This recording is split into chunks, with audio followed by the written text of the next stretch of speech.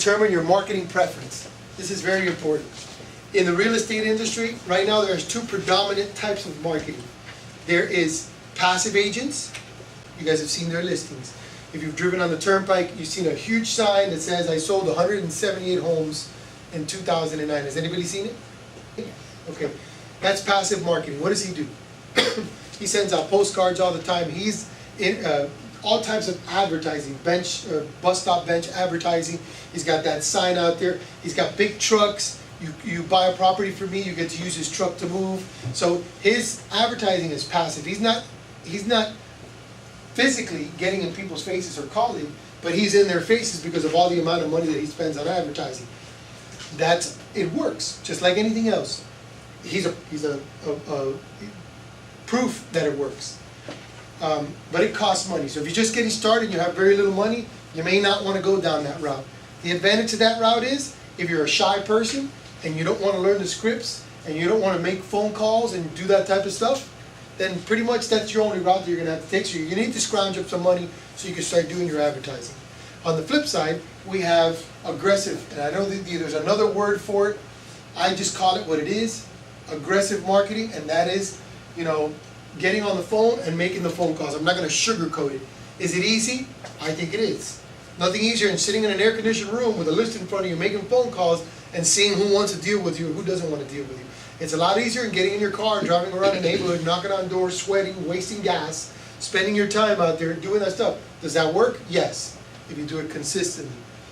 But the easiest, most effective way, in my opinion, is that in your face, let's make the phone calls and let's get the work done. Now, not everybody is ready to do that right out of the gate. It takes some time. So, like I said, you don't have to be great to get started, but you have to get started to get great. I'm going to say that 1,000 times. So, you need to determine what type of marketing you want to do. And maybe you want to do a little bit of both. Do they both work? Absolutely. What makes them work? Consistency. You guys are going to be listening to that word I'm blue in the face. If you're consistent, it's going to work. If you're dabbling with anything, it's not going to work. If you send out 100 postcards today and you don't send out 100 postcards tomorrow or at the end of the week or whatever it is, it's not. You're going to get one call maybe. You might get lucky this week. Send out 1,000 postcards a month, and the numbers those are written in stone. That type of direct marketing usually gets you a return rate of somewhere around 1 or 2%. 1 or 2%. So if you send out 1,000 postcards and you're using 26-cent stamps, it's going to get you. It's going to cost you $260.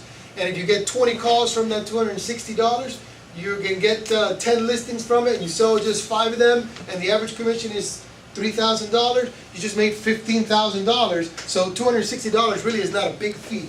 Is that expensive? Attempt them both. Do a little bit of one, do a little bit of the other, see which one you like. Unfortunately, you have to pick one, because I don't know, unless you guys come up with some type of magic pill, I don't know any other way to make money in this business. You got to go out and get it, one way or the other. The internet is quickly becoming a huge part of this. Actually, not becoming, it's a huge part of this industry already. Later in this program, there's going to be more information on how to make more money and take advantage of those tools that are available to us. So